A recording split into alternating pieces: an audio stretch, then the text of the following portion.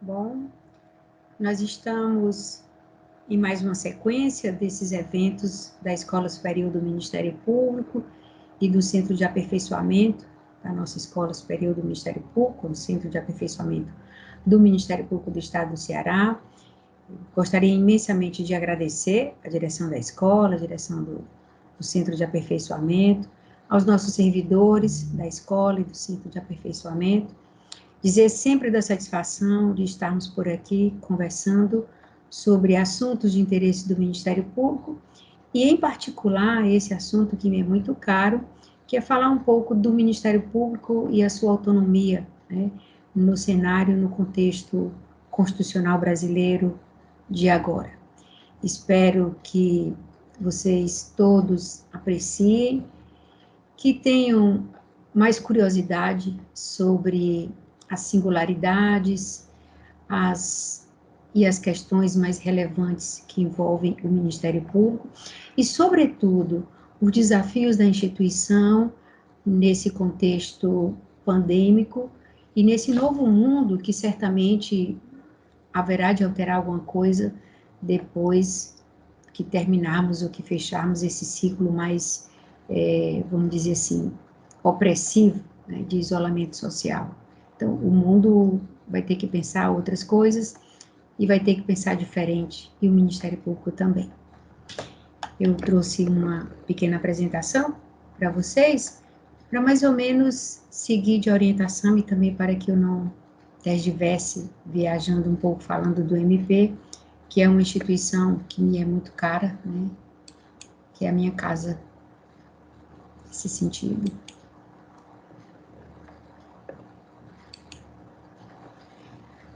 Bom, nós vamos falar um pouco sobre o Ministério Público e a sua autonomia, as suas garantias, né, para que possamos conhecer melhor, né, esse Ministério Público.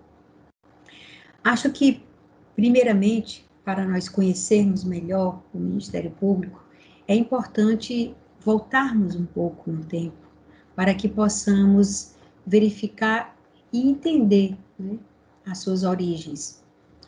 Quando a gente mergulha no tempo, né, e verifica o contexto histórico da criação das instituições, a evolução histórica, o cenário, como essa evolução se deu, a caminhada, a trajetória em todo esse percurso e os desafios do momento atual, nós então podemos perceber melhor a grandeza das instituições, não só a grandeza das instituições, mas também o desafio e o compromisso que elas têm com a sua história e com aquilo que elas deveriam ou que deverão se aprimorar para melhor ser em cada cenário, em cada contexto histórico que vai se firmando, né?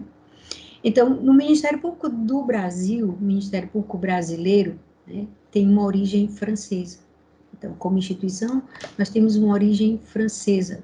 Somos do século XIV, né, na época em que era rei o Filipe o Belo.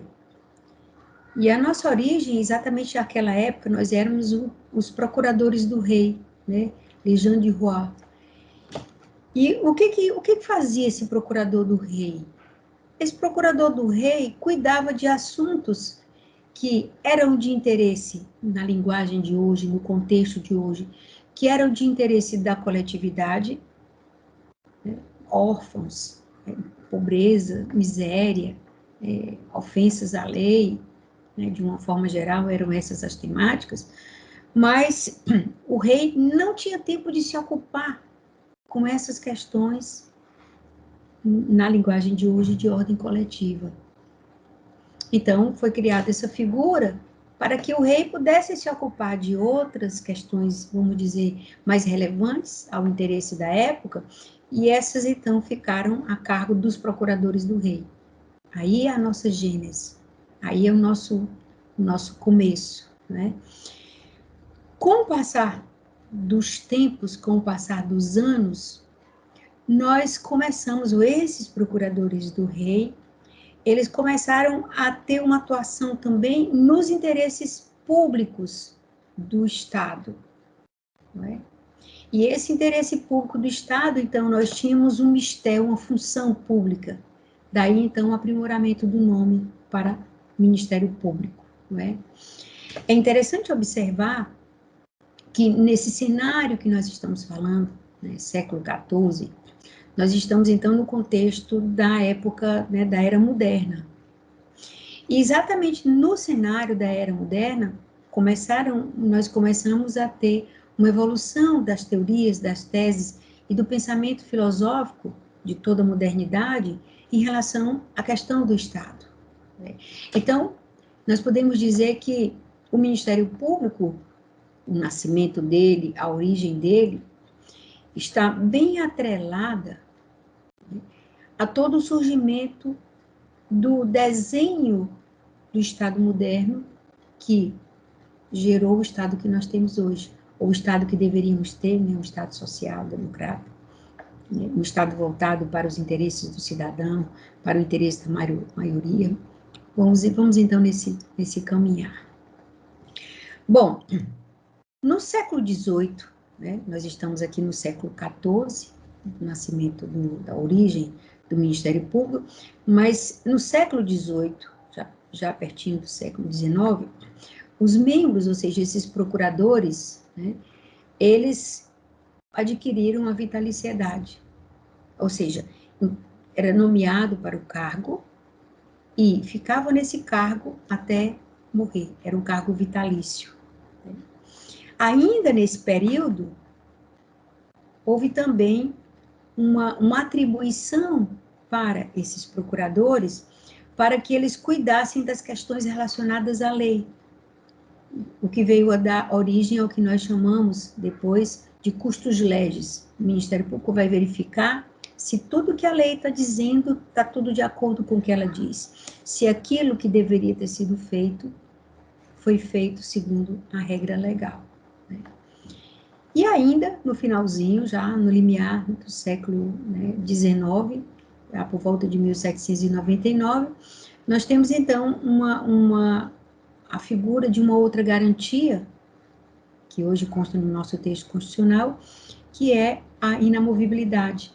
E a independência do procurador se manifestar sem que ficasse adstrito ao interesse próprio e específico, né, do rei. Então, vejam que entre o século XIV e o século XVIII, nós tivemos não só a origem do Ministério Público, mas uma base muito grande, muito importante para o desenho constitucional do Ministério Público que nós temos hoje, sobretudo no Brasil, né? Não existe no mundo um Ministério Público como o nosso, como o Ministério Público brasileiro.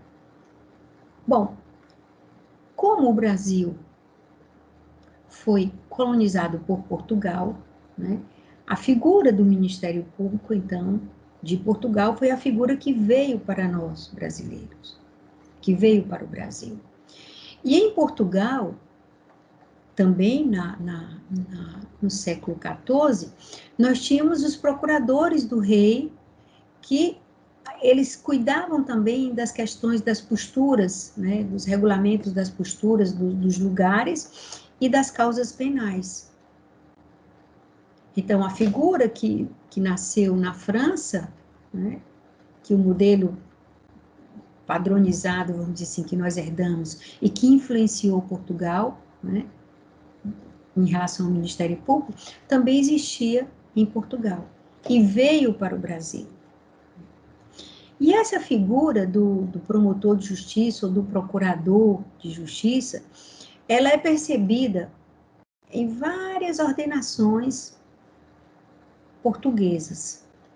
Nós temos nas ordenações afonsinas, que eram as ordenações vigentes ao tempo em que o Brasil foi descoberto, né?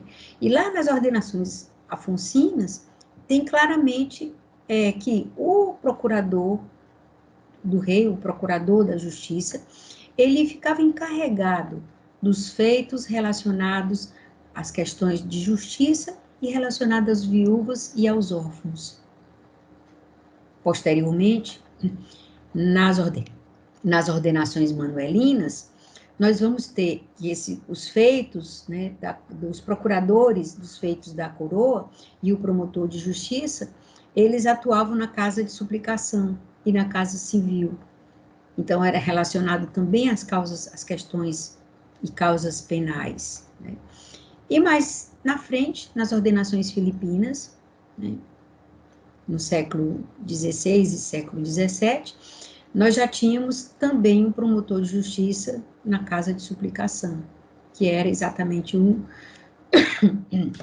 onde você poderia reclamar, protestar contra as condenações. Para o Brasil, esse cenário era o cenário, vamos dizer assim, o cenário institucional de Portugal, né, das ordenações afonsinas, manuelinas e filipinas. As ordenações filipinas, elas, na verdade, elas eram da Espanha e vigeram em Portugal durante o período em que Portugal ficou sob domínio espanhol, né? Mas no período em que o Brasil era colônia de Portugal, foi instalado o primeiro Tribunal da Relação, que foi na Bahia, isso no século XVI, então, em 1587. 1587 foi o ano de criação desse tribunal, mas a instalação efetiva dele aconteceu somente em 1603. Então, nós temos como uma figura, a figura do Ministério Público no Brasil, né, vindo relacionada à questão jurídica e relacionada à coroa portuguesa, o ano de 1603. Em seguida, foi instalado o Tribunal da Relação do Rio de Janeiro, em 1734, foi criado em 1734, mas instalado somente em 1751. Então, essas duas datas, elas vão estabelecer um marco temporal nessa linha de tempo do Ministério Público em terras brasileiras, ou seja, a gênese da estrutura desse Ministério Público no Brasil, ou a função, a atuação, aconteceu já no século XVII, em 1603, né? E se consolidando no século XVIII, em 1751. Veja que, nesse período, ainda estamos distante do que aconteceu na França em relação àquelas garantias da inamovibilidade ou da atuação, da questão de custos legis, né? Porque lá foi em 1790 e aqui nós estamos em 1751, quando se deu a instalação do Tribunal da Relação do Rio de Janeiro, né? Bom, o Brasil tornou-se independente, proclamou sua independência de Portugal, e, lógico, precisávamos, então, ter as nossas próprias leis, né? E ter todos os nossos arranjos institucionais. Porque, quando o Brasil se declarou, né, independente, o que aconteceu? Nós não tínhamos, por óbvio, as nossas leis, as leis feitas no Brasil. Então, ainda ficamos nos valendo das regras, né, de Portugal, que por aqui ainda existiam, enquanto nós estabelecíamos ou criávamos todo o nosso arranjo, né, institucional do Império, porque já éramos, então, um império. Com a Constituição de 1824, que foi a nossa primeira Constituição e a nossa única Constituição do Império, lá no artigo 48, nós temos em que a figura em que no juízo dos crimes, né, cuja acusação não pertenceria à Câmara de Deputados, o acusador, ou seja, o papel do Ministério Público na ação penal ficou aí bem evidenciado. O acusador, aquele que promoveria a acusação, seria o procurador da coroa, né? Depois nós tivemos o Código de 1832, onde no procedimento do processo penal ficou resguardada essa atuação do Ministério Público, né? E em seguida, nós tivemos um aviso imperial de 1838, estabelecendo exatamente o promotor de justiça, né, como o fiscal da lei. Então, essa figura, ela vem num aprimoramento daquilo que nós vimos lá na França, né, no início, no final do século XVIII, 1790. Né? Aqui já estamos no período histórico, no século XIX. Então, em 1790, que fala do custos legis, né, da atuação do MP, né, do procurador do rei, não do MP, na linguagem de hoje, e aqui nós tivemos formalmente isso em 1838. Curioso, quando a gente busca, é muito interessante observar as instituições a partir das leis, porque as leis elas vão não só estabelecendo o desenho, a evolução, né, os avanços, também os retrocessos, na configuração, na conformação das instituições e dos institutos jurídicos, mas elas vão também evidenciando, né, a participação dessas instituições no contexto histórico de cada país. Então, no caso do Brasil, por exemplo, o Ministério Público brasileiro, ele teve uma atuação interessante na efetivação da lei do ventre livre, foi a lei 2040, de 1871, esse ano aqui está inclusive errado, não é 1971, é 1871. Esse decreto, 4.835, é o decreto que regulamenta essa lei 2040, de 1871. O que diz a lei de 1871? Ela diz que os filhos de escravas, né, serão livres. E os filhos de escravas, serão livres e terão direito de ficar com as mães até 8 anos. Com 8 anos, o dono da escrava, né, pode se manifestar de ficar com a criança até os 21 anos, fica na condição de escravo, olha a loucura isso, fica na condição de escravo, mas é como que fosse uma indenização para pagar o custo, os gastos que ele teve durante aqueles 8 anos da criança, né, filha de uma pessoa escravizada, mas que era liberta. Então, essa mesma lei, ela criou a figura da matrícula, que na verdade era um censo para os escravos, um censo dos filhos que nasceriam livres, os filhos das mulheres escravizadas, como também das pessoas escravizadas, homens e mulheres. E uma das instituições, né, responsáveis para fiscalizar essas questões era o promotor de justiça. O promotor de justiça e seus adjuntos, porque nessa época nós tínhamos o promotor de justiça nomeado como promotor de justiça, mas também nós tínhamos a figura do adjunto, que era aquela pessoa que fazia o papel de promotor de justiça, enquanto não tinha efetivamente o promotor de justiça nomeado, né? Vejam que aqui o Ministério Público continua, né, na pessoa do promotor de justiça, ele continua nesse caminhar de olhar atento às questões caras relacionadas à coletividade, né? Essa lei é bem interessante porque ela quando você olha para a lei e o decreto, na verdade foram 3 decretos, 2 de 1871 e um de 1872, sobre esse censo, que era chamado de matrícula, e você via da impossibilidade de se fiscalizar isso. Como é que você entrava em cada fazenda, né, latifúndios enormes, para identificar se aquilo que estava no livro, numa matrícula, eram efetivamente aquelas pessoas. Porque, no caso, se o dono, né, da pessoa escravizada fosse comprovado que não tinha feito o cadastro, né, a matrícula, ou ficasse com crianças escravizadas depois da promulgação da lei, ele poderia também sofrer uma sanção, que era uma pena que poderia pegar até 9 anos, né, além de pagar multa.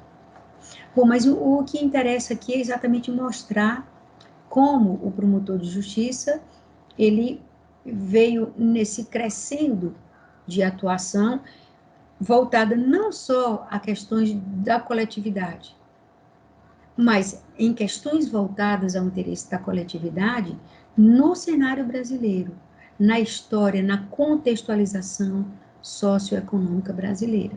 Isso é que é importante a gente observar e atentar, né? Como essas leis foram desenhando essa atuação.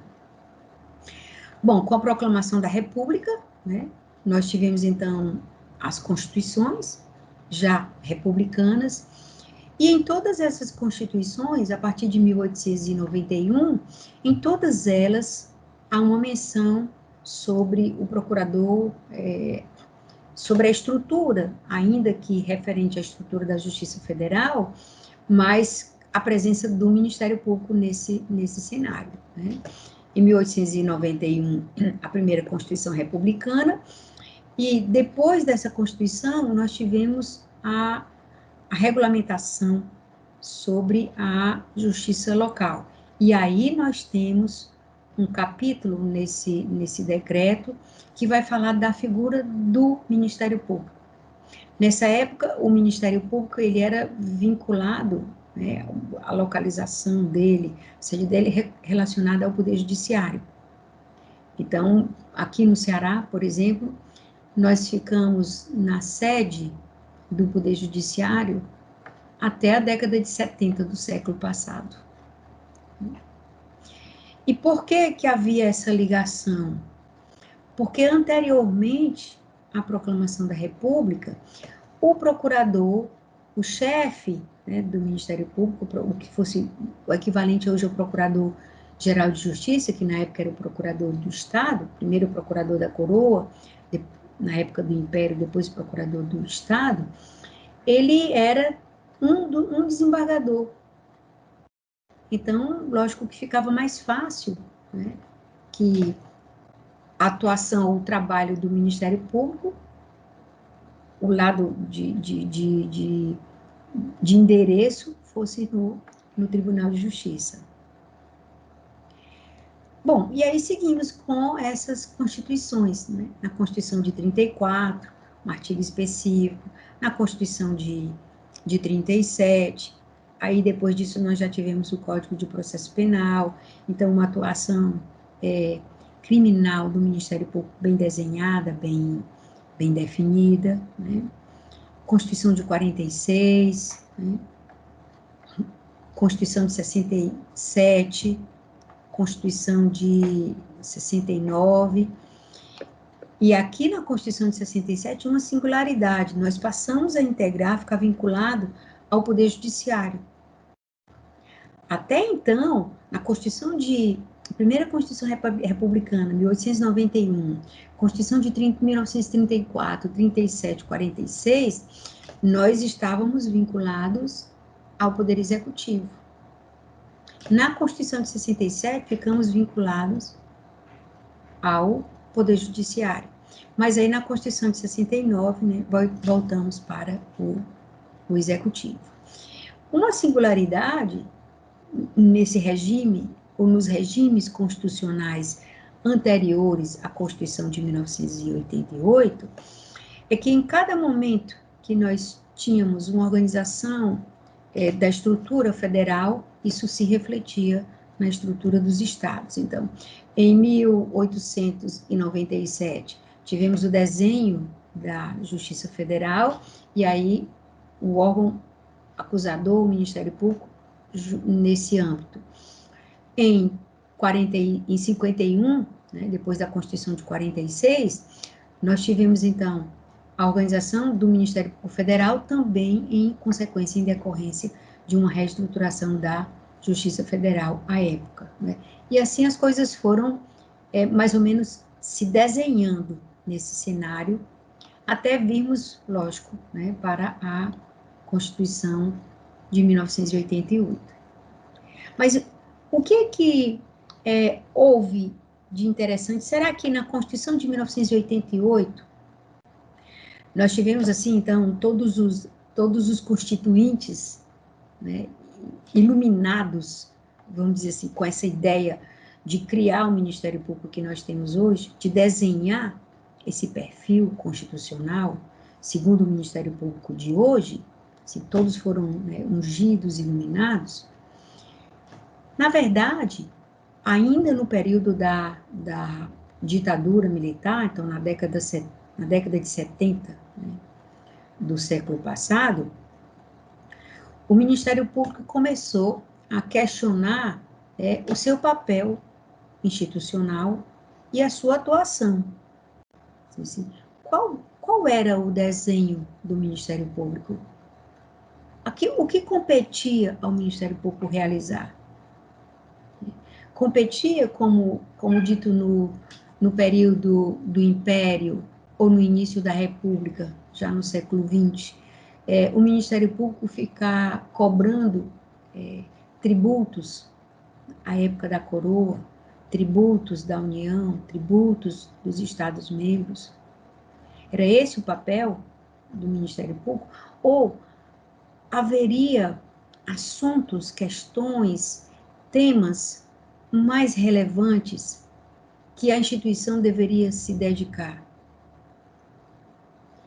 O papel do Ministério Público, por exemplo, relacionado à questão de órfãos, à questão dos menores, ela deveria se circunscrever tão somente aquele aspecto meio caridoso da orfandade,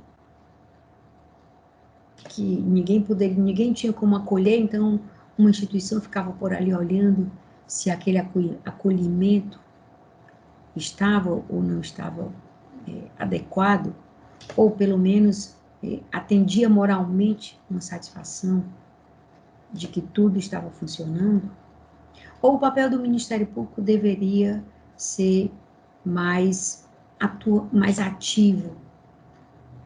Ele deveria buscar uma atuação mais voltada, efetivamente, a interesses e a questões bem relevantes ao contexto social. Essas questões e outras, relacionadas também ao processo, à atuação do Ministério Público no processo penal, e já nesse momento também se desenhavam as discussões sobre assuntos e defesas de interesses cuja titularidade não eram específicas de uma pessoa ou de uma instituição, né? O que nós chamamos de direitos e interesses difusos. Então, assim, como defender, como atuar nessa defesa?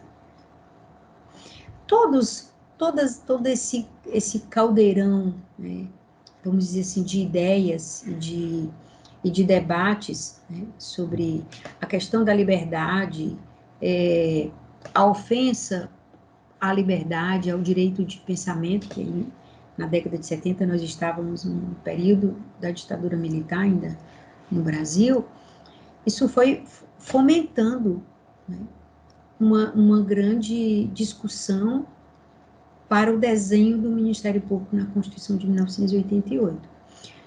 Tivemos, então, em 1977, um congresso, né, do Ministério Público, e nesse congresso, tem a Carta de Curitiba, o congresso aconteceu no estado do Paraná, e nessa Carta de Curitiba, essas questões que eu estou mencionando, elas foram, né, vamos dizer assim, sintetizadas, e começou-se a trabalhar nesse sentido, né. Daí, houve, ainda no período anterior à Constituição de 1988, a edição de uma lei complementar, a Lei Complementar número 40, em 1981, e nessa lei complementar, ela trazia uma definição, uma conceituação do que seria o Ministério Público. Então, essa lei, ela foi o resultado desses debates dos anos 70, notadamente de meados da década de 70 do século passado, né, até a promulgação da lei.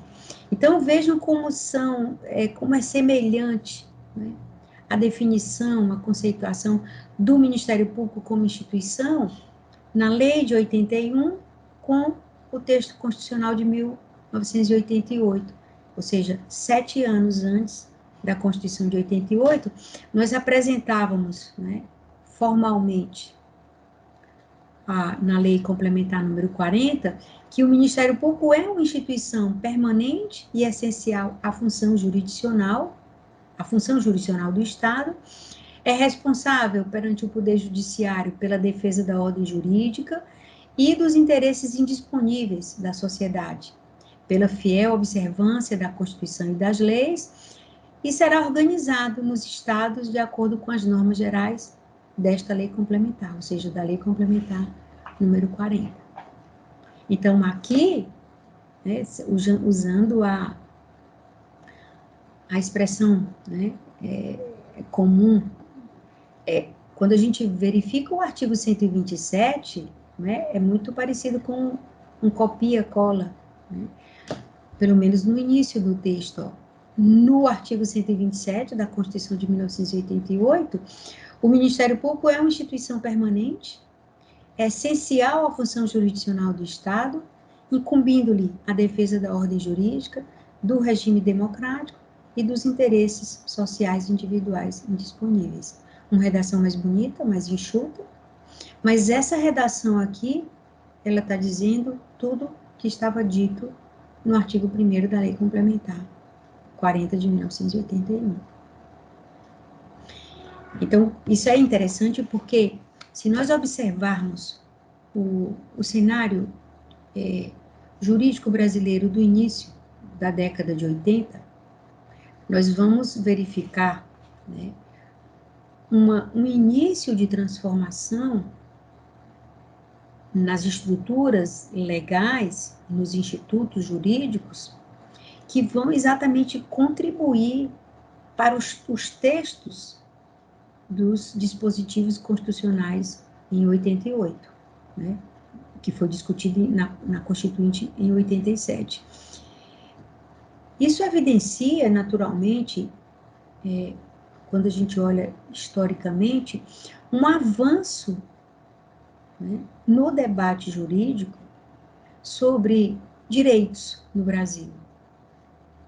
O papel do Estado, o papel das instituições, os valores importantes para a sociedade brasileira, tudo isso foi tema na Constituinte, em 87.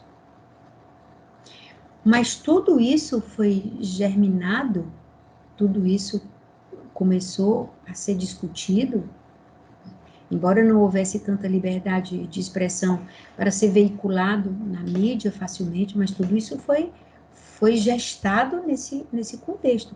É no início da década de 80, por exemplo, que a gente tem como um marco, uma data oficial, mais ou menos, do direito ambiental, com a Lei da Política Nacional do Meio Ambiente, que também é de 81. Então, vejam esse crescendo. Por que eu chamo a atenção nessa evolução temporal para chegar na Constituição e o papel do Ministério Público depois da Constituição? Porque isso evidencia um avanço. Se evidencia um avanço, e nós estamos hoje no ano de 2021, o avanço é avanço, o avanço não é retrocesso. Então, dentro desse cenário, dentro dessa moldura, a instituição ela tem que se aprimorar cada vez mais nesse crescendo, nesse avanço da linha temporal, né? Tomando exatamente como exemplo toda essa nossa caminhada, todo esse estágio, né, de vivência institucional que nós temos.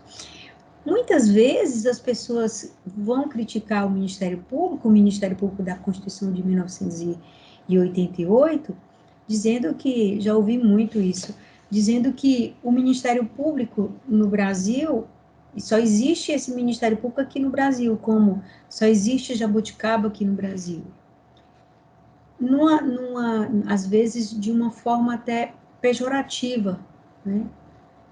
Como se nós fôssemos um Estado, fôssemos uma nação, que não tivéssemos o poder de autodeterminação dos nossos institutos, né? Das nossas instituições, do desenho institucional de tudo isso. Então, esse é o nosso desenho. Foi assim que nós criamos. Foi nessa evolução histórica. Quando, se vocês olharem, procurarem recortes, né, noticiários do período da Constituinte, em 1987, vocês vão verificar que vários segmentos representativos da sociedade brasileira, tenho dito isso e repetido muito, vários desses segmentos iam a Brasília tentar mostrar os seus interesses, a sua forma de pensar, para que fosse ouvida e acolhida pela Constituinte. Servidores públicos, policiais, empresários, professores, juízes, promotores, agronegócio. Então, como é que essas instituições, ou tudo isso que é representativo da sociedade brasileira, não poderia se manifestar numa Constituinte? Que era um desejo nacional, sobretudo o fim do período da ditadura militar. Então, esse Ministério Público, que está aqui, de 1988, ele veio nesse crescendo histórico, né? Tivemos uma discussão sobre esse novo desenho, que, por fim, foi acolhido pela Constituinte, né? E deu-se, então, a promulgação da Constituição de 1988, onde nós temos esse papel. O que é que nós somos para o Estado brasileiro? O que é que o Estado brasileiro, por meio da sua lei maior, quer dizer para a sociedade e para o mundo, para os outros estados? O que é o Ministério Público? O Ministério Público, ele é um órgão do Estado. O Ministério Público é um órgão estatal. Sendo um órgão do Estado, através da configuração do Ministério Público, essa configuração do Ministério Público é uma manifestação de soberania do Estado. Não adianta alguém dizer assim, isso é uma jabuticaba brasileira. Não, isso é uma manifestação do desenho institucional de tudo que o Estado brasileiro, soberano como é, entende que deve ser. É simples assim. O Ministério Público se destina à defesa da ordem jurídica. Ele deve atuar, né, quando um interesse for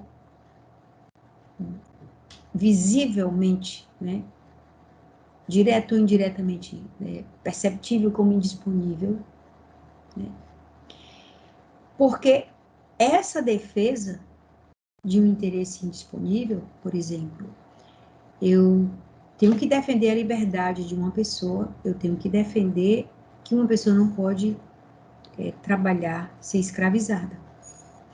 Ainda que a pessoa diga, eu não me importo em realizar um trabalho escravizado, ainda assim, esse interesse é um interesse tão maior, é um bem tão maior para a coletividade, coibir uma postura dessa em relação ao trabalho, que o Ministério Público, ele tem que atuar. Nem que a pessoa diga assim, eu não quero sair dessa minha situação análoga a trabalho escravo.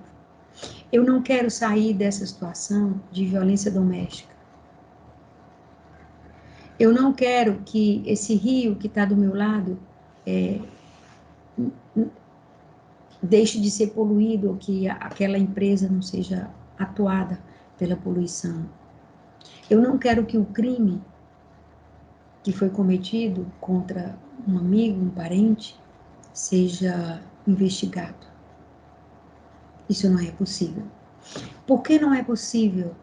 Porque esses interesses, ou a ofensa a esses bens, liberdade, não violência, ambiente sadio, Esses são bens e valores e interesses que o Estado brasileiro considera que devem ser preservados assim, sem violência, sem ofensa.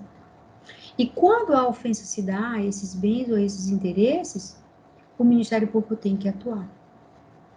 Porque essa atuação, ela é em favor não só da pessoa que está em situação de análogo a trabalho escravo, mas ela é em favor dessa pessoa, mas também em favor da sociedade em geral.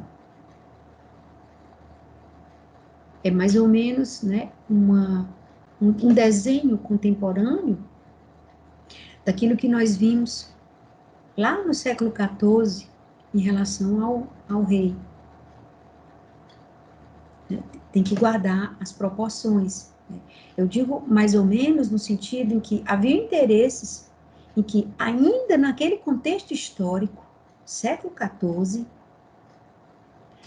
o rei tinha uma vaga preocupação em que aquilo tivesse um olhar oficial, institucional. Ora, se lá no século XIV, esses cuidados, esses interesses de ordem social, eles mereciam atenção, né? Observe que do século XIV nós estamos no século XXI. É inadmissível, então, que uma sociedade contemporânea, né, não olhe atentamente para que esses interesses e essas relações, ou o interesse geral, não seja absolutamente preservado, né? Então, também, segundo o texto constitucional, o Ministério Público é uma função essencial, é uma instituição essencial à função jurisdicional, tá? Ou seja, ações que tramitam junto ao Poder Judiciário, que elas não podem tramitar sem que o Ministério Público seja intimado a se manifestar. Em algumas ações, o Ministério Público vai efetivamente atuar como o titular da ação, as ações penais. O Ministério Público é um exemplo delas. Ele é o titular da ação. Então, não existe uma acusação particular, privada. É o Ministério Público, em nome, numa manifestação do Estado, que vai propor a ação e vai conduzir todo esse processo acusatório. Em outras ações, esse interesse também ele é tão relevante que o Ministério Público pode não só propor a ação, mas quando não é ele que propõe a ação, ele obrigatoriamente ele tem que atuar. O Ministério Público pode propor ação, por exemplo, para resguardar vaga em escola para criança, para adolescente.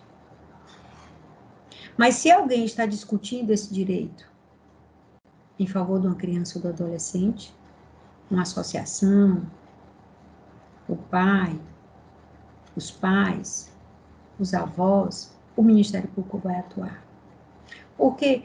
Porque o interesse da educação, ele é um interesse, ele é um bem tão caro, tão relevante para o Estado, que é indisponível. Eu não posso dizer assim, eu não quero estudar. Eu não vou buscar o meu direito de ter a minha vaga na escola. Não quero saber dessa briga. Por quê? Porque esse é um direito indisponível. Eu não quero ter direito à saúde. O Estado tem que oferecer. E o Ministério Público deve resguardar o atendimento a esse direito. E um outro tópico, né, relevante é que o Ministério Público, ele tem que defender o Estado democrático de direito. Essa é uma responsabilidade muito, muito cara, não é? É uma responsabilidade enorme. Aliás, todo o o artigo 127 da Constituição, ela joga para o Ministério Público, ele joga para o Ministério Público um olhar, um cuidado em relação ao Estado brasileiro e uma responsabilidade sobre isso muito grande. Né? É um ônus, é uma tarefa grande e relevante, porque trabalhar a defesa do Estado democrático significa não só você trabalhar, coibir, garantir as eleições livres, mas garantir as manifestações o direito de manifestar em favor de um ou de outro partido, mas curiosamente, essa manifestação, ela não deve ser em favor de desfazer da democracia. A liberdade de expressão, a liberdade que é resguardada no texto constitucional, é a liberdade em favor do Estado democrático, em favor da alternância de poder, em favor da oportunidade, que todos possam ter oportunidade. Oportunidade de estudar, oportunidade de se candidatar, oportunidade à saúde, oportunidade de morar, oportunidade de trabalhar, oportunidade de lazer. Então, isso compõe toda a estrutura do Estado. Você ter oportunidades. Então, essa é uma defesa muito cara, né? Assim, cara no sentido de atenção que o Ministério Público tem que realizar. Tudo isso que está no artigo 127, né, como demais todo o texto constitucional, é importante a gente lembrar disso, diz respeito a uma relação umbilical, vamos dizer assim, uma relação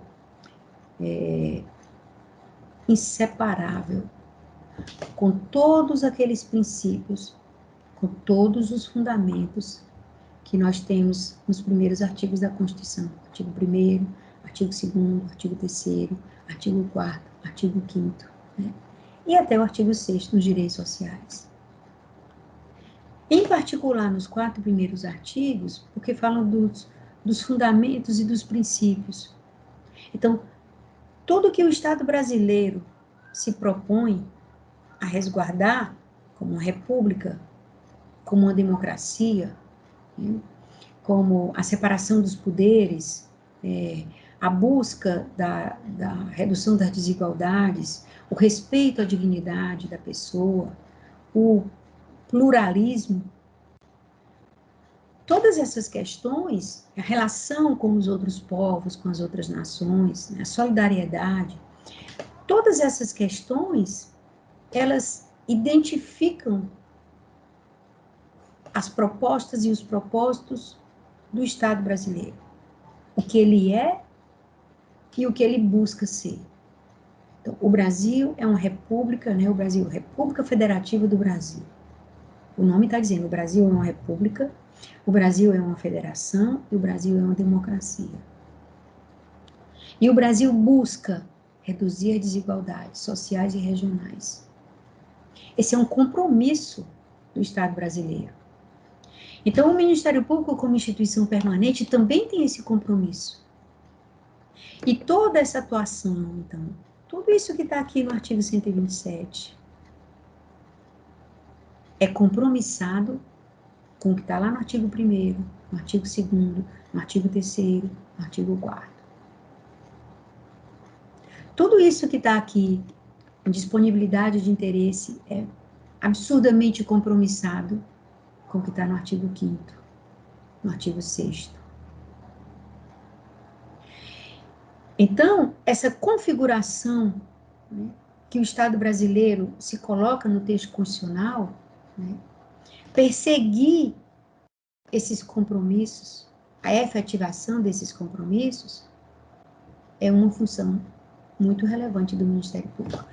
Compõe, vamos dizer assim, uma síntese, né, de tudo que se fala do que é moderno, do que é contemporâneo, do que é consentâneo com o avanço dos tempos, com o resguardo aos direitos fundamentais de um Estado contemporâneo, de um Estado democrático de direito contemporâneo.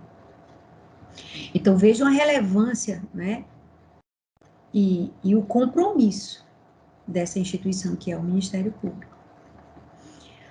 Bom, para tanto, né, o texto constitucional trouxe, e essa é uma distinção interessante, até 1988, nós vamos observar que os princípios institucionais, as funções institucionais do Ministério Público estavam em leis. Lei Complementar 140 no regime, Lei Complementar 40 no regime constitucional anterior a 1988, Lei 8.625, depois da Constituição. Mas aqui, na Constituição de 1988, nós temos, além do conceito, né, porque nas constituições anteriores, o Ministério Público era sempre lembrado, mas ele era lembrado as suas funções, e normalmente funções jurisdicionais, ou seja, a sua atuação junto ao Poder Judiciário, a sua atuação no curso, né, na atividade jurisdicional. Na Constituição de 1988, nós temos o conceito do que é o Ministério Público, mas nós também temos outras informações relevantes e caras à instituição. Por exemplo, os princípios institucionais, né, como a unidade, a indivisibilidade e a independência. O que significam esses princípios? O que significam, na verdade, os princípios? Os princípios institucionais, eles vão dizer que essas bases, esses pilares, eles vão sempre orientar a atuação do Ministério Público. O Ministério Público é um só. Então, quando eu oficio em um determinado órgão jurisdicional e sou designada para oficiar junto a outro órgão jurisdicional, nós somos todos o Ministério Público.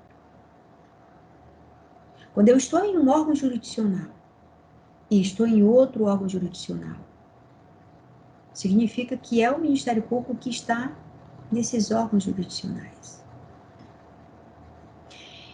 E daí, essa substituição entre membros nesse contexto, né, um podendo substituir o outro, mostra exatamente essa unidade, essa indivisibilidade.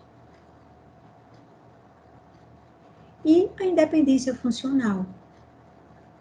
O Ministério Público, o membro do Ministério Público, goza de uma independência de exercer, né, a sua função segundo a sua compreensão jurídica sobre aquele bem, sobre aquele interesse, sobre o qual ele está, sobre o qual ele foi instado a se manifestar.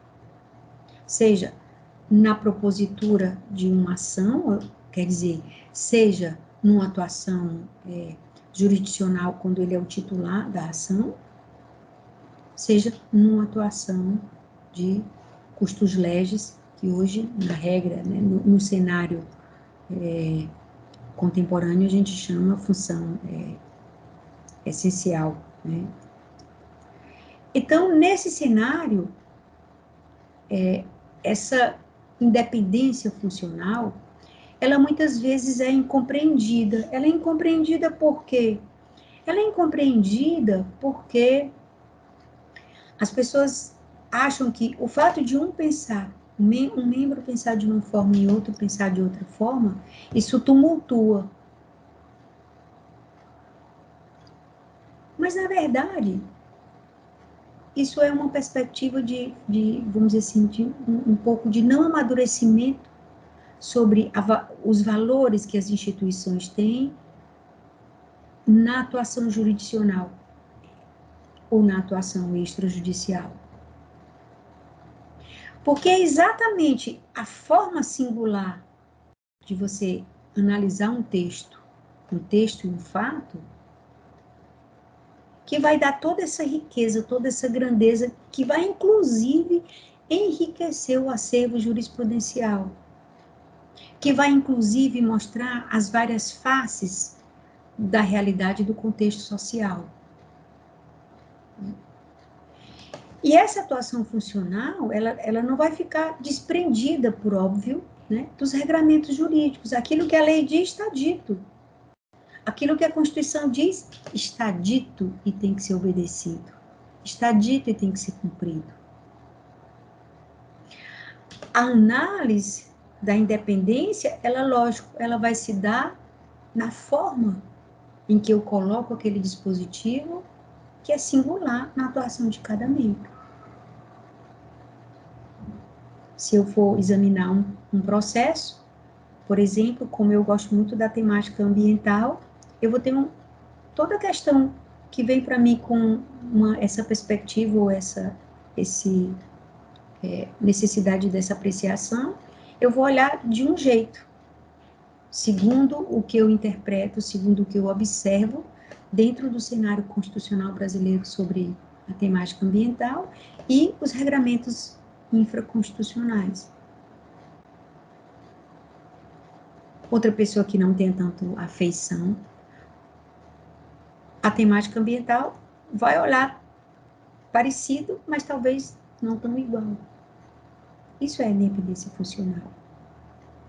Isso dá riqueza no trato dessa atuação na função jurisdicional.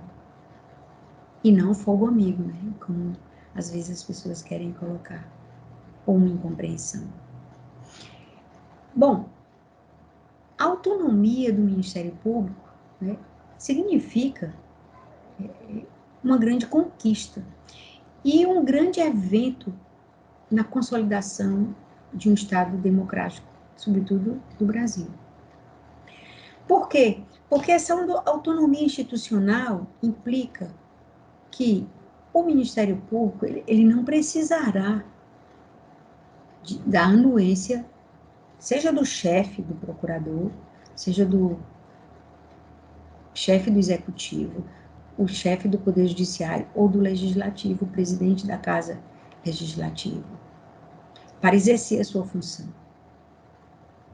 Então, e isso se consolida mais ainda quando a própria instituição, ela não precisa se preocupar no curso ou no caminhar da sua gestão. Ora, eu posso ter uma autonomia institucional para adotar medidas judiciais, instaurar procedimentos administrativos, instaurar inquérito civil para investigar questões relacionadas, por exemplo, à improbidade. Mas o que pode acontecer? Se eu estou instaurando, investigando determinadas autoridades,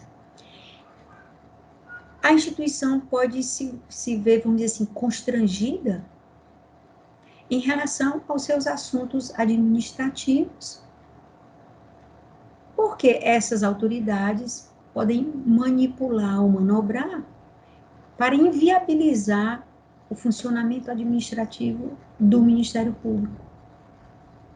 Então, quando a Constituição coloca essa autonomia, uma autonomia institucional no sentido de atuar, de agir, segundo, lógico, o padrão constitucional, segundo a legislação infraconstitucional, né? Há uma necessidade, e é correlato a isso, que haja uma autonomia administrativa. Ou seja, o chefe do Ministério Público, ele não fica a dever um favor ao chefe do Executivo pela sua nomeação. Por quê? Porque a nomeação do chefe do Ministério Público, ela se dá por meio de uma eleição entre os seus membros, entre os seus pares, que indica uma lista tríplice e o chefe do Poder Executivo vai escolher um daqueles 3 nomes. Isso no Ministério Público dos Estados, que no Ministério Público da União não se dá a eleição. Não fica, então, como ocorria, por exemplo, antigamente, que o chefe do Ministério Público era nomeado com status de secretário pelo chefe do Poder Executivo. Se o chefe da Procuradoria, né, o chefe do Ministério Público, desagradasse o Executivo, ele poderia ser dispensado, como qualquer outro secretário. né? Então, a autonomia institucional é de você atuar, autonomia administrativa para você dizer que estrutura você precisa. No Ministério Público, nós precisamos, lógico, de uma estrutura administrativa para amparar a instituição, serviços de telefonia, de transporte, anotações de serviços de RH, né, tecnologia, nós precisamos de tudo isso. Mas nós precisamos também de uma estrutura administrativa relacionada à nossa atuação funcional. Então, nós precisamos de estrutura de promotoria, estrutura de procuradoria. Por quê? Porque essas estruturas vão viabilizar uma melhor atuação institucional. Se nós não tivéssemos autonomia administrativa, nós então teríamos, né,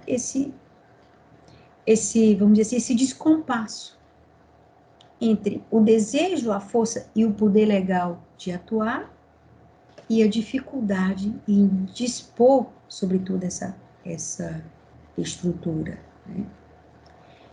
E também temos autonomia financeira, ou seja, somos nós que encaminhamos para o executivo a nossa proposta orçamentária. Nós podemos dizer assim, olha, para o ano de 2022, nós estamos observando que, no contexto da pandemia, em 2020 e 2021, houve uma necessidade absurda de investimento em tecnologia, em informação. Então, nós queremos incrementar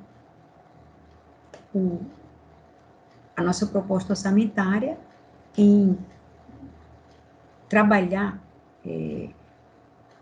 projetos, trabalhar modelos informatizados que viabilizem melhor a nossa atuação. Que possamos ter estrutura de comunicação virtual, de comunicação remota, de trabalho remoto, de acesso, de transparência às informações que nós devemos prestar à coletividade. Porque antes alguém poderia telefonar e perguntar, além de ver no site. Agora fica melhor colocar tudo, né, no site, no sítio eletrônico.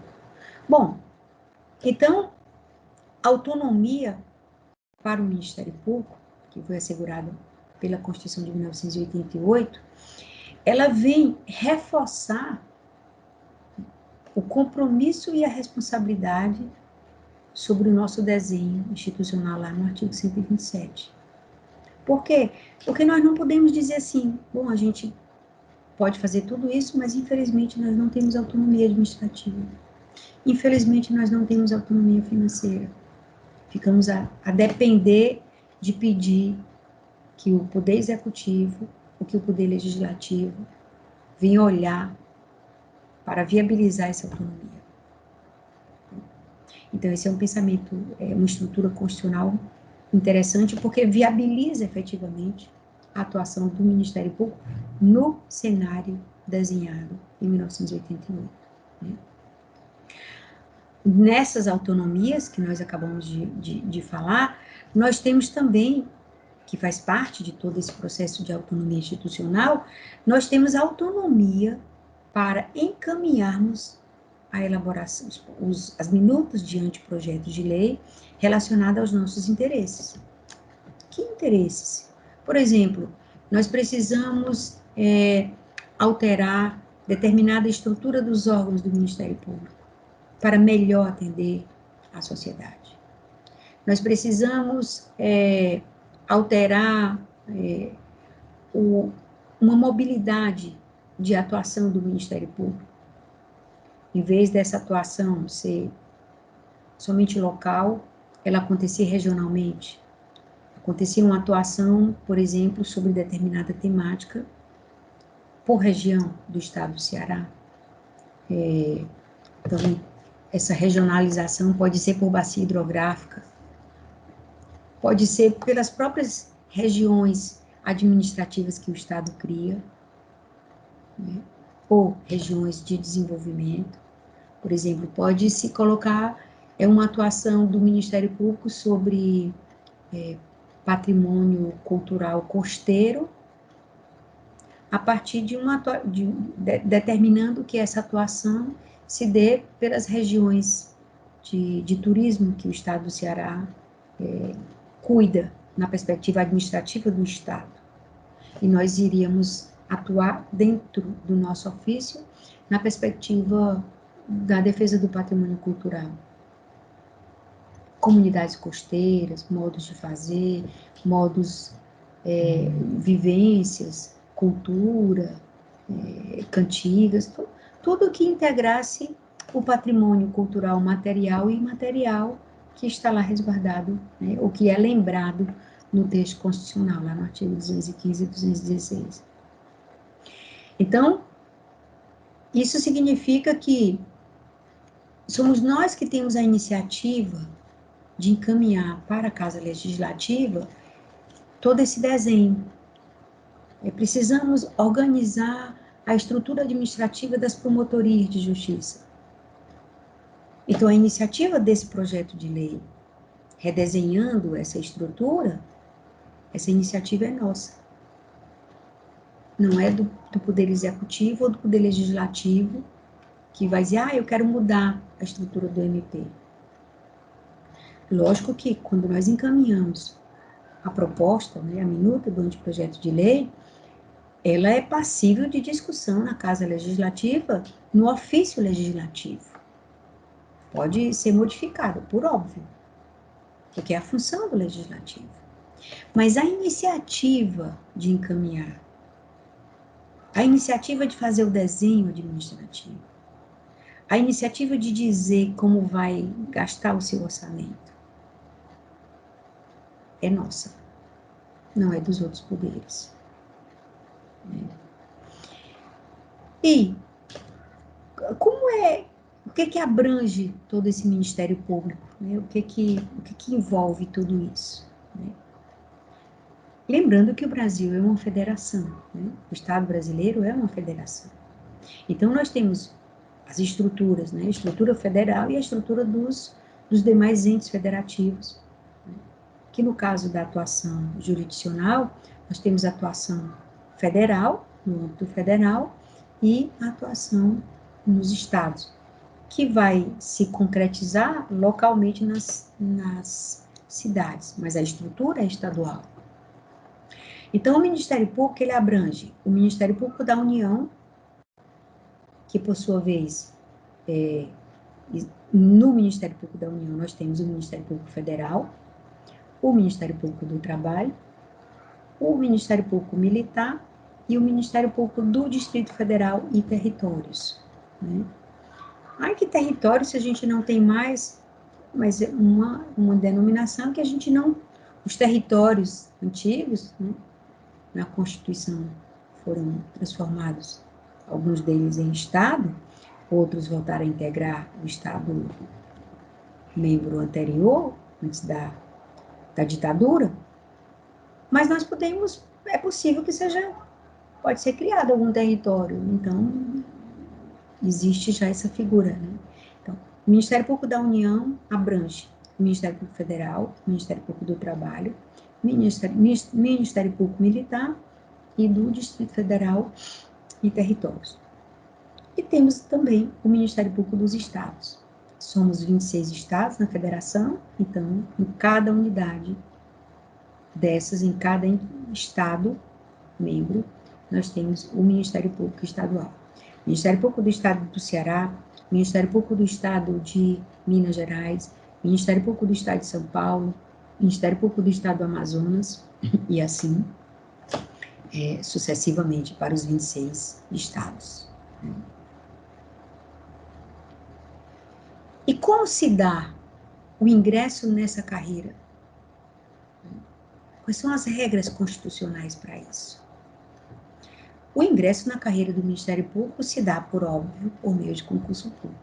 Concurso de provas e títulos, né, exigindo como um pré-requisito para ingressar na carreira a formação jurídica, ou seja, tem que ser bacharel em Direito.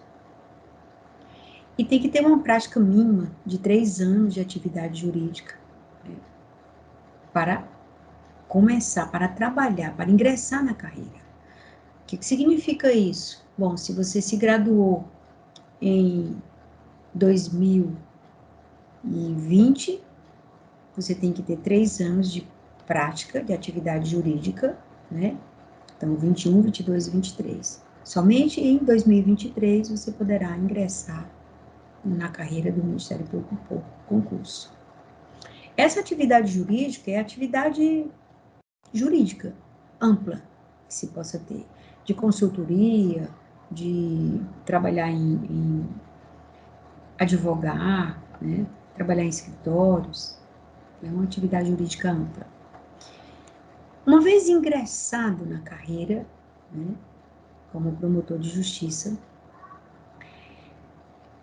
o caminhar da carreira, que no caso do Ministério Público dos Estados, a primeira instância se faz pelos promotores de justiça e a segunda instância pelos procuradores de justiça, então nós temos essas entrâncias, elas são divididas, né, segundo critérios do próprio do Poder Judiciário, não do Ministério Público. Mas nós acompanhamos essa figura do Poder Judiciário, primeiro pela razoabilidade que ela se apresenta. Você tem a primeira entrância, que é a entrância inicial, uma entrância secundária, que é a intermediária, e uma entrância final. E aí nós estamos no nível do primeiro grau. E da entrância final vai-se para o segundo grau, que é o cargo de procurador de justiça. No Poder Judiciário é o juiz de entrância inicial, juiz de entrância intermediária, juiz de entrância final, que vai então para o cargo de desembargador. Essa estrutura de comarcas, assim, ela é uma estrutura até antiga, porque primeiro as comarcas, elas tinham, como se chamava, cidades, né, como cabeças de comarca, as cidades mais importantes, e depois as cidades menos importantes. Quando a estruturação foi acontecendo já no período da República, se verificou a necessidade de você ter atuação jurisdicional nas cidades mais importantes, e as cidades periféricas, né, ficavam como distritos, ou então vinculadas. Mas depois observou-se que, na verdade, a prestação jurisdicional é um direito do cidadão. Sendo um direito do cidadão, é razoável que ele possa buscar, possa pleitear o seu direito ali próximo dele, no lugar, na cidade que ele mora. Então, foi se verificando o maior atendimento possível de localidades, como tendo órgão do Poder Judiciário e órgão do Ministério Público. Então, nesse caminhar entre entrância inicial, que é onde se inicia a carreira, depois do concurso, para a entrância intermediária e entrância final, a promoção, vagando um cargo, né, a promoção se dá alternadamente, pelo mais antigo, que é a promoção por antiguidade, ou por merecimento. Então, uma hora a promoção vai para entrância intermediária por antiguidade, no momento seguinte, por merecimento. E assim sucessivamente, antiguidade, merecimento, né? Para essa regra acontecer, né, existe também umas regrinhas constitucionais que não existiam antes. Se você figurar 3 vezes consecutivas em uma lista para merecimento, então na terceira lista, obrigatoriamente, você é promovido por merecimento. Se você figurar 5 vezes alternadamente em uma lista de promoção para merecimento, automaticamente na quinta lista você será o promovido, né? E essa promoção por merecimento, ela não se dá assim, porque fulano é bonzinho, fulano gosta, fulano é jeitoso, não. A promoção por merecimento, ela é avaliada por um conselho, e essa avaliação vai se dar pelo desempenho esse que é avaliado dentro de critérios objetivos, produtividade, e outros critérios, né? E outros itens que estão, lógico, previamente estabelecidos antes do processo de promoção se iniciar.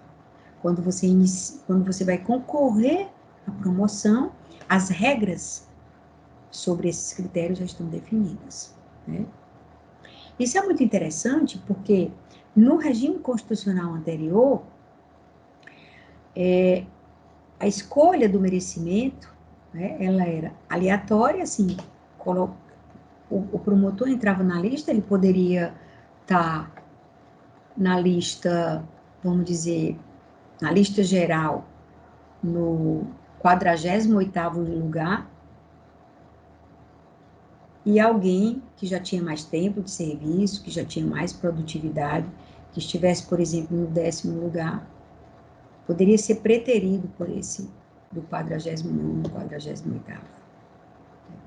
Então, essas regras, elas vieram fixar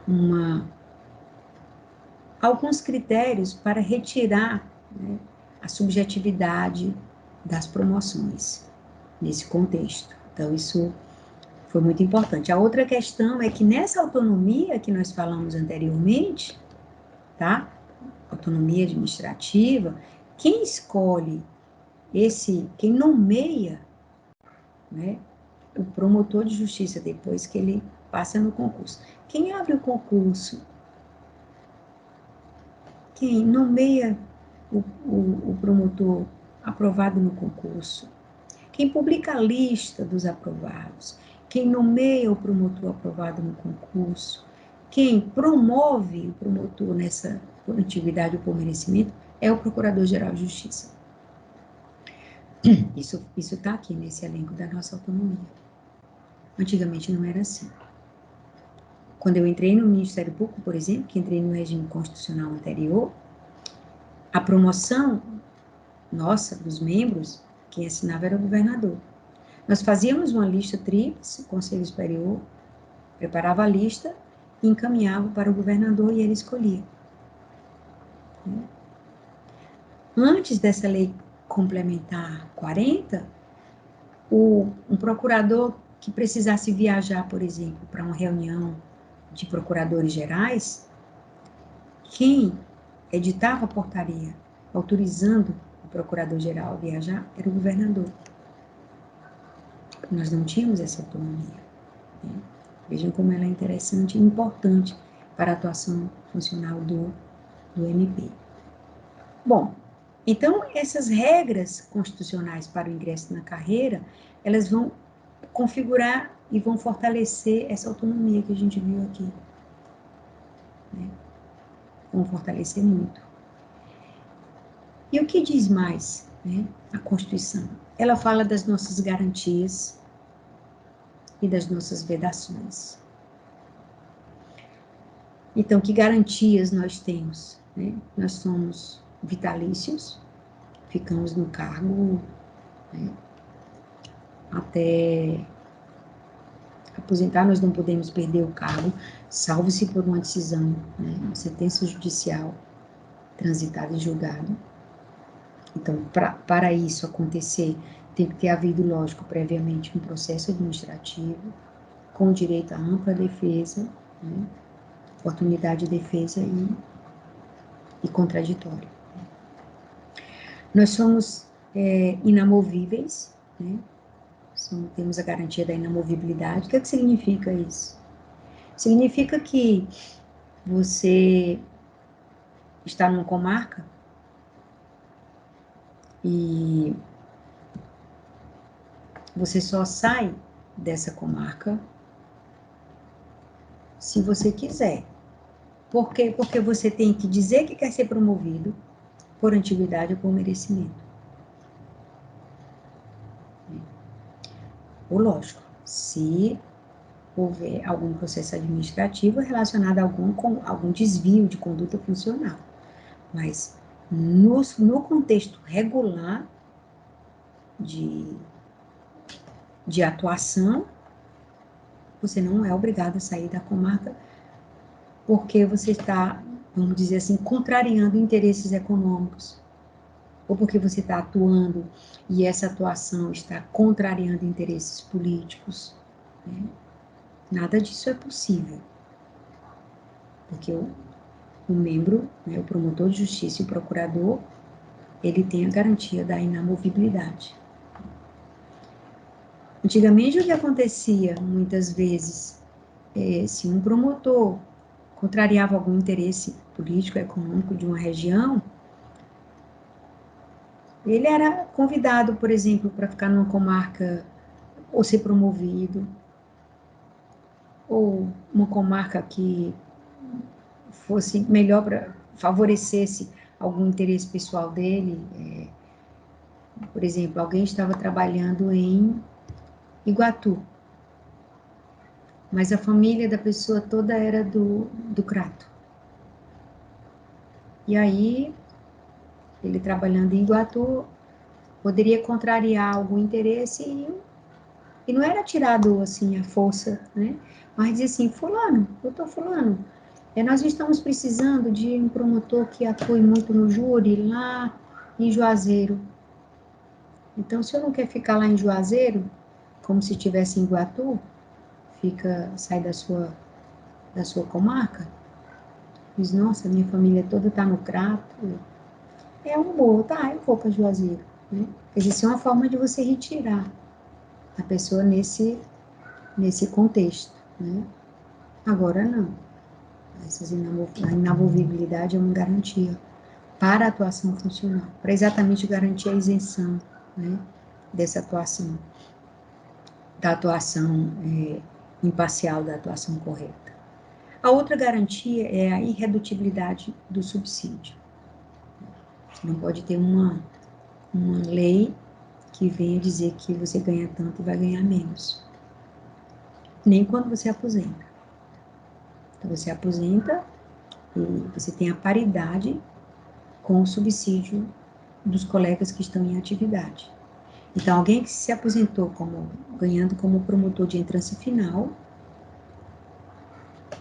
e ele se aposentou em 2005, eu ganhava o que o promotor de entrância final ganhava e continua ganhando o que um promotor de entrância final ganha hoje. Alguém se aposentou como procurador de justiça em 2010, ganhava o que um procurador de justiça ganhava em 2010 e continua ganhando hoje. Agora, junto a essas garantias, nós temos muitas vedações, né? Nós não podemos receber auxílios, contribuições, nós não podemos receber custas processuais, nós não podemos receber, sob hipótese alguma, honorários a qualquer título, não podemos exercer advocacia, não podemos ter atividade político-partidária, salvo uma ressalva que a própria Constituição fala, para os que ingressaram no Ministério Público anterior a 1988, que tenham feito a opção para se licenciar da carreira e ir para uma atividade política, né? Que já são até promotores muito antigos, uma grande parte desse quadro já até aposentou. E exercer, né, qualquer outra função, salvo o magistério. Ainda que esteja em disponibilidade, ou seja, ainda que o membro esteja afastado porque está sendo investigado por alguma conduta irregular, então, ainda nesse caso, ele não pode exercer advocacia. Acho que a advocacia aqui está errada, né? Advogar. Então, essas são as vedações que nós temos, tá? E quais são as nossas funções? É uma coisa que eu gosto de chamar a atenção de vocês. Vejam que esse desenho de 1988, ele começa dizendo o que é a instituição, tá? Apresentando, lógico, o que é a Constituição, os princípios da instituição, autonomia, o que abrange, quais são os órgãos na estrutura do Estado brasileiro que são abrangidos pelo Ministério Público, as regras de ingresso na carreira, regras constitucionais. Antes essas regras eram infraconstitucionais. Lógico que tem a lei também, mas elas estão na Constituição. Isso é muito interessante. As garantias, as vedações, tudo no texto constitucional. E as funções institucionais. O que são essas funções? Essas funções são funções próprias, bem específicas, né? E são funções que o Ministério Público deve realizar. Algumas atuações, como, por exemplo, promover a ação civil pública, existem outros legitimados. A Defensoria Pública é legitimada, os entes federativos são legitimados, né? Os partidos são legitimados, mas promover o inquérito civil, somente o Ministério Público pode fazer. Promover a ação penal, né? Somente o Ministério Público. Zelar pelo respeito entre os poderes, instaurar, promover inquérito civil e ação civil pública, a defesa de todos os interesses difusos e coletivos, promover a ação de inconstitucionalidade. Existem outros legitimados, mas o Ministério Público tem que fazer isso. Defender as populações indígenas, né, povos e comunidades indígenas. Expedir notificações em procedimentos, né, requisitando informações, né, por exemplo, o Ministério Público está investigando, agora, essa época de pandemia, algumas denúncias sobre gastos ou não gastos relacionados à estrutura hospitalar ou à estrutura de atendimento de saúde. Alguém chega numa promotoria e diz que aquele município deveria ter comprado, sabia que ia precisar, por exemplo, de oxigênio e não o fez. Então, o Ministério Público pode expedir uma notificação, né, requisitando informação sobre isso. Instaura uma notícia de fato, diz, olha, chegou, e aí solicita, ou então instaura um procedimento preparatório, né, e expede a notificação. Exercer o controle externo da atividade policial. Isso é uma função muito relevante do Ministério Público, muitíssimo relevante. Né? Quadro, às vezes, de abuso de investigação policial, na investigação, equívocos na condução dos inquéritos, né? Indiciamento de pessoas que eram homônimos de outras que praticaram as condutas, abusos na condução de prisões provisórias, né? Então, é muito importante essa nossa atuação, né? E, lógico, nós já poderíamos e podemos ainda requisitar diligências investigatórias. Acontecem crimes, né? E aí o Ministério Público pode perguntar para a polícia, vem cá, por que esse assunto aqui não foi pesquisado direitinho? Por que essa informação aqui passou? Por que passou tanto tempo para olhar o local do crime? Algumas obviedades e outras não, né? Nós podemos também fazer investigação criminal, né? E podemos, por fim, exercer todas as funções que um corpo e um elenco de regras infraconstitucionais estabelecem que nós devemos fazer. Mas o que se observa nessas funções institucionais? Cada uma dessas funções aqui, se a gente observar, está relacionada com a estrutura ou com a definição do Ministério Público no texto constitucional, mas também está relacionada com aqueles princípios, valores e fundamentos do Estado brasileiro, né? No resguardo dos interesses da redução das desigualdades, da dignidade da pessoa, da democracia, né? Evitar a intervenção entre os entes federativos, apurar a atuação do Estado, resguardar os direitos fundamentais, então, resguardar a liberdade do cidadão. Então, todas essas funções, né, elas estão direta ou indiretamente relacionadas com os princípios, os fundamentos do Estado brasileiro, bem como com os direitos fundamentais, direitos e garantias individuais, direitos sociais, direitos políticos, tudo está aqui, né? Além de outras. Então, quando o texto constitucional diz, olha, exercer outras funções que lhe forem conferidas, o que o texto constitucional está querendo dizer? Olha, isso aqui o Ministério Público tem que fazer, e também tem que fazer aquilo que outras leis estabelecerem que ele deva fazer. Ou seja, esse rol aqui, ele não é um rol taxativo, encerraram-se as atribuições ou as funções aqui, não. Existem outras funções que as leis vigentes, o elenco normativo infraconstitucional, pode estabelecer, como outras leis que forem promulgadas, né? Bom, o que nós temos de novo da evolução do texto constitucional da promulgação de 1988 até o momento atual? Que alterações o texto constitucional em relação ao desenho do Ministério Público, que alterações foram realizadas para o Ministério Público, ou em relação ao Ministério Público? Uma das alterações, né, tudo isso que nós falamos até agora, tá? Existe no texto constitucional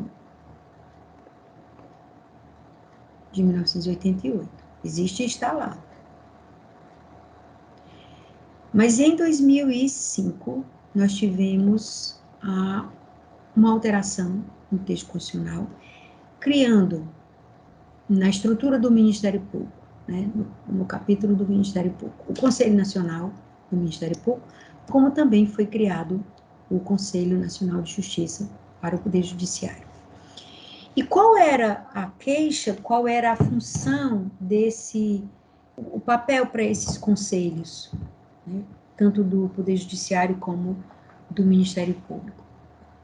Basicamente, havia um questionamento, né, sobre a gestão, essa autonomia administrativa de gestão, sobre a aparente falta de transparência nos processos disciplinares dos membros. Assim, como aconteciam isso? O que a demora nessas investigações? Então, foi feita a alteração constitucional, criando o Conselho Nacional do Ministério Público. Como é composto esse conselho, né? Esse conselho é composto por 14 membros. Todos eles são nomeados pelo presidente da República. Essa nomeação, né, ela é precedida das indicações, ou seja, desses membros serem aprovados, né, pelo Senado Federal. Esses membros têm um mandato de 2 anos, né, podendo haver uma recondução, né? A presidência desse Conselho Nacional é do Procurador-Geral da República. Existem, às vezes, alguns textos, alguma doutrina, questionando por que não poderia também os procuradores de Estado ser o presidente do Conselho Nacional.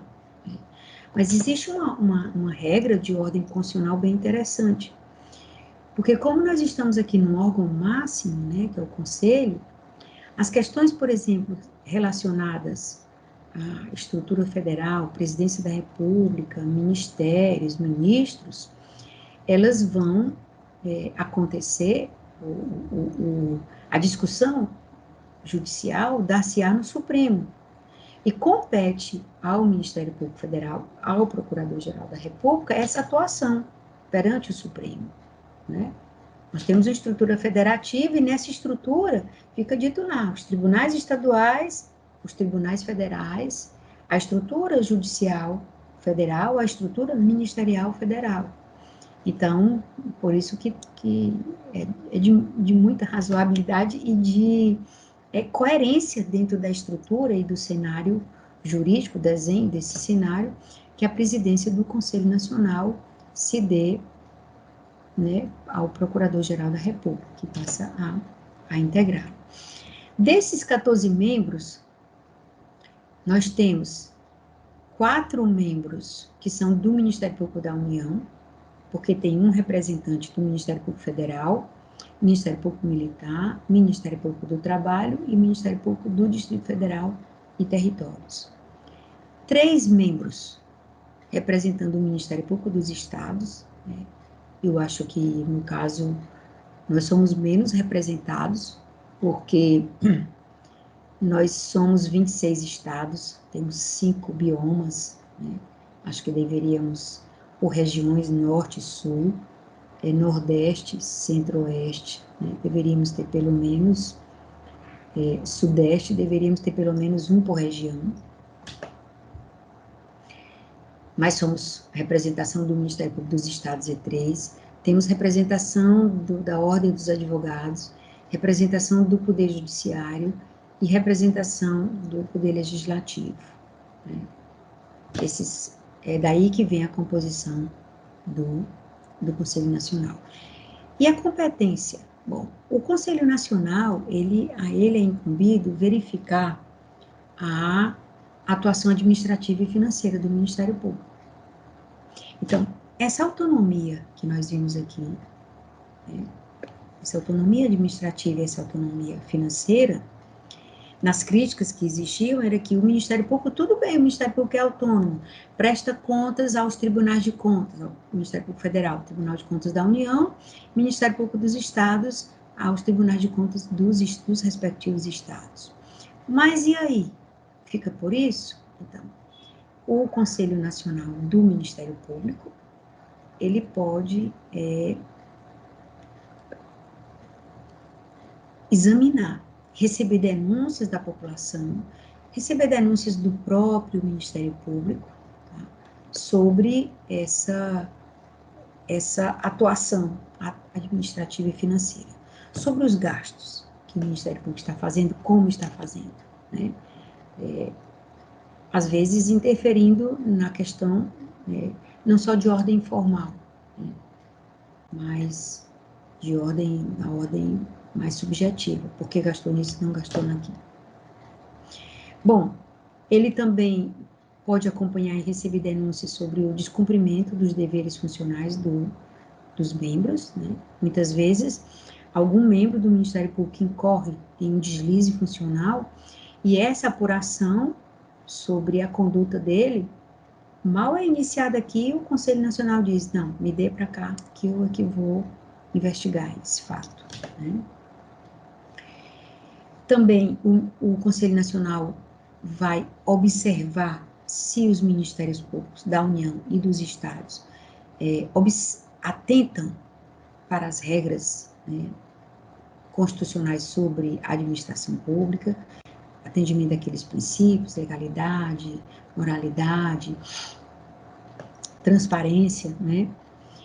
E para fazer tudo isso, ele pode receber denúncias de membros dos Ministérios Públicos, denúncias da população, ele pode, de ofício, instaurar processos disciplinares, tá? E também ele deve realizar um relatório anual propondo providências necessárias, redesenhos, se for o caso, nas leis orgânicas, porque aí essas leis, elas são de iniciativa do presidente da República, né? Então, o Conselho Nacional também vai escolher membros dos Ministérios Públicos dos Estados para auxiliar, ser membro colaborador ou membro auxiliar. O membro auxiliar normalmente fica à disposição do Conselho Nacional, na regra de hoje. O membro colaborador, ele fica acumulando a sua atuação com o da sua comarca, né? Então, antes o membro auxiliar, ele poderia ficar, e agora já está podendo novamente, ficar no Conselho Nacional e no seu órgão de origem, né? É possível isso. Tá? E também, nessa mesma emenda que criou o Conselho Nacional, deu-se a obrigação de cada Ministério Público ter uma ouvidoria.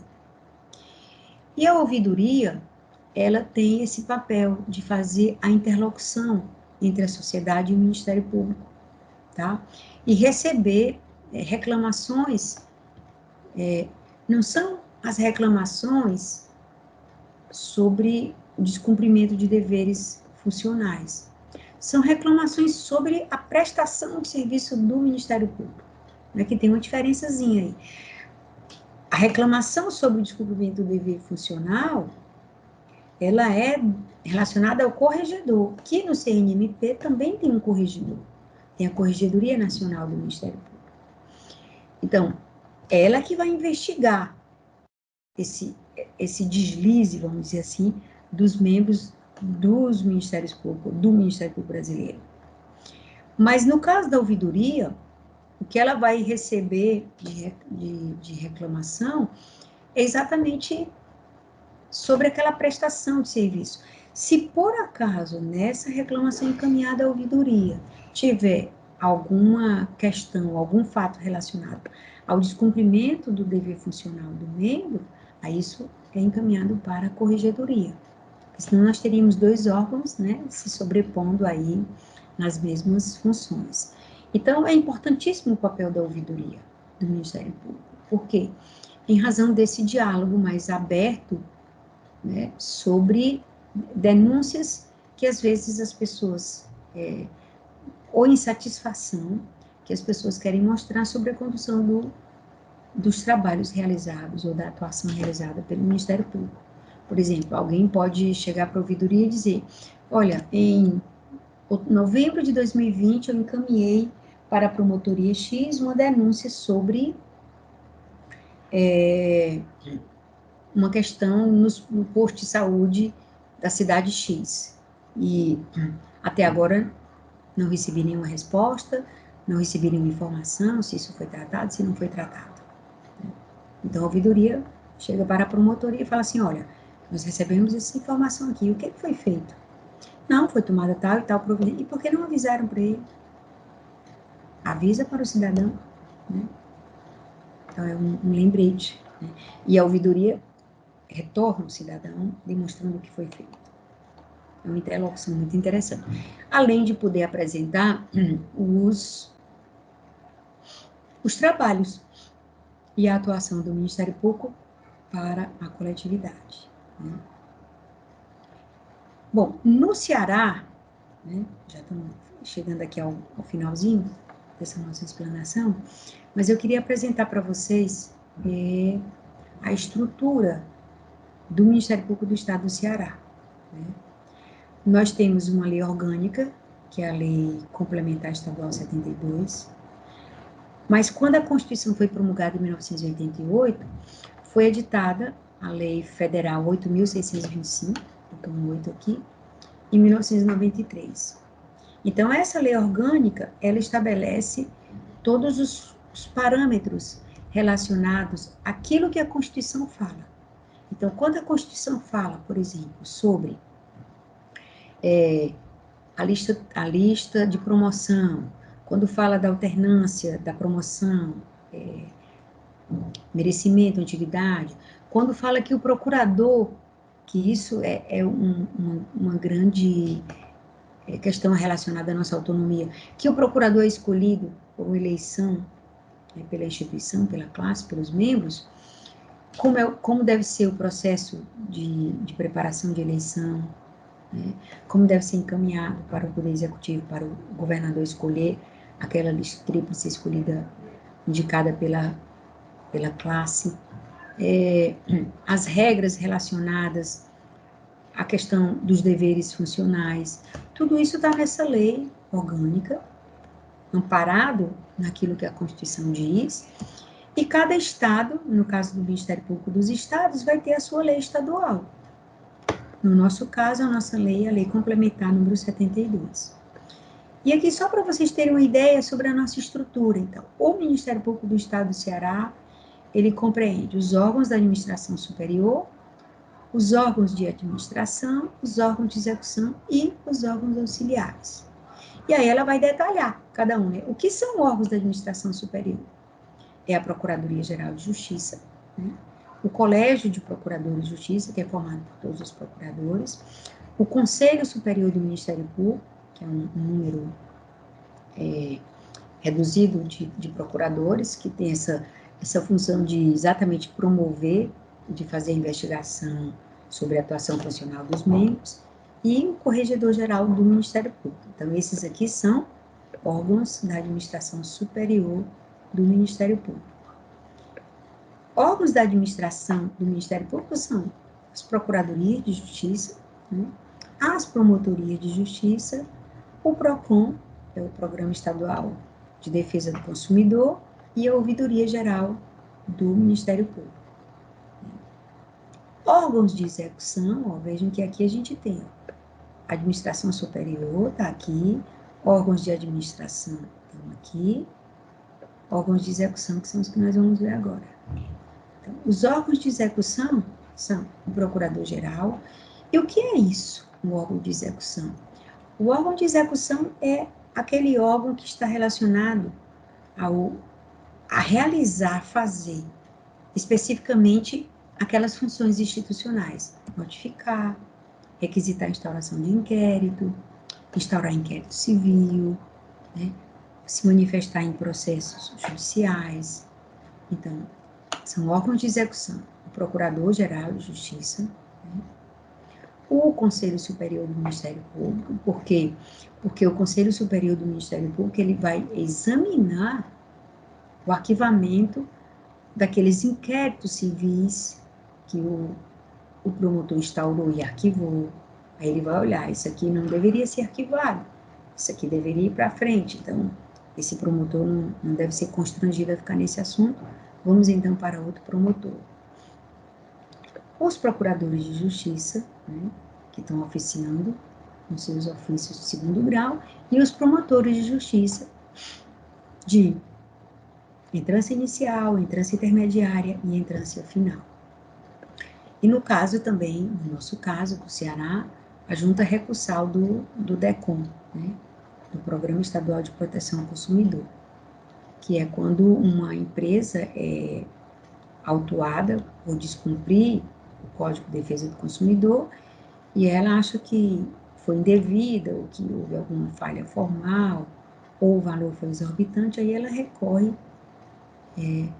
perante essa junta recursal, que vai examinar essas questões de ordem formal e a questão da razoabilidade, né, do fato que foi objeto da multa e o valor correspondente nesse sentido, dentre outras questões de ordem legal. E os órgãos auxiliares, que são os centros de apoio. Centros de apoio, é como o nome diz, eles vão apoiar a atuação dos órgãos de execução, promotores e procuradores de justiça, né? Os órgãos de assessoramento, que vão assessorar não só esses órgãos de execução, mas também aqui os órgãos da administração, as procuradorias, as promotorias, o DECOM, né? O centro de estudo, que é o que nós temos aqui na escola, né? O centro de estudo é aperfeiçoamento funcional, que é para o aprimoramento de membros e servidores. A comissão de concurso, né? Os órgãos de apoio técnico e administrativo, e o órgão de estágio, que vai acompanhar os estagiários do Ministério Público. Lembrando que os estagiários, eles podem ser estagiários da área de direito, que vão aprender a estagiar nesses órgãos de execução, junto aos promotores e procuradores, mas também pode ter estagiários, né, da área administrativa que vão trabalhar, né, na Procuradoria Geral de Justiça e em outros órgãos, ou aqui, né, na Procuradoria Geral de Justiça, ou então nas Procuradorias de Justiça. Como nós temos essa autonomia administrativa, né, isso aqui, iniciativa nossa de lei, lógico, iniciativa nossa, mas cumprindo o dispositivo constitucional, tá? E toda essa estrutura aqui, ó, da Procuradoria, tá? Procuradoria Geral de Justiça, a iniciativa da lei organizando essa estrutura aqui é nossa, né? E ela se dá nessa lei aqui, uma lei estadual 12.482, de 1995. Então, somos nós que dizemos se temos Secretaria Administrativa, Secretaria de Recursos Humanos, Secretaria de Tecnologia, aspecto da assessoria de comunicação, qual vai ser a estrutura da escola superior, qual vai ser a estrutura do Centro de Estudos e Aperfeiçoamento. Então, essa lei, cuja iniciativa foi nossa do Ministério Público do Estado do Ceará. Então, é isso, pessoal, né? O Ministério Público é uma instituição muito relevante para a estrutura do Estado brasileiro, é muito relevante para o fortalecimento da democracia, é muito relevante para o resguardo dos direitos e garantias individuais, né, e para as conquistas, né, que o Estado brasileiro se propõe a fazer na questão da redução das desigualdades, na questão, sobretudo, do resguardo da dignidade da pessoa humana. Então, essa instituição, lógico, ela precisa, né, que toda a sociedade, como num processo de fortalecimento, todas as nossas instituições, na verdade não só o Ministério Público, mas todas as nossas instituições, elas precisam desse retorno da sociedade sobre ela, e também da presença da sociedade junto a ela, né? Participando, informando na ouvidoria, elogiando, reclamando, nos órgãos de execução, né? Denunciando, informando, para que nós possamos, de fato, construir melhor e adequadamente, né, o papel que o legislador constituinte nos dedicou, né? E cada vez que a sociedade vai se ampliando a sua sofisticação em atendimentos e em demandas sociais, mais vai se notando a necessidade da atuação do Ministério Público. Nós vimos agora, por exemplo, na pandemia, que cobrando do poder público regras claras para a sociedade sobre o agendamento, a informação da vacinação, o cuidado em ter o seu material de atendimento à população, no caso de emergências, como se davam as questões de comunicação de vagas de UTI. Então, essa cobrança ou esses lembretes, todos aconteceram, estão acontecendo durante essa epidemia. Quando nós tivemos a eleição, agora em novembro do ano passado, né, o atendimento às regras eleitorais para que todos os candidatos possam participar em condições de igualdade. Quando nós recebemos denúncias sobre ofensa ao meio ambiente, ou institutos que abrigam adolescentes em conflito com a lei, entidades que abrigam idosos, maus tratos, não que vá, às vezes, especificamente, como se diz, bater, judiar, mas o maus tratos no sentido das condições, as condições sanitárias, do ambiente, né, o descaso, a desatenção, caso do idoso, ou da criança, ou do adolescente, todos esses valores, todos esses bens que são caros à sociedade, nós do Ministério Público temos que atuar.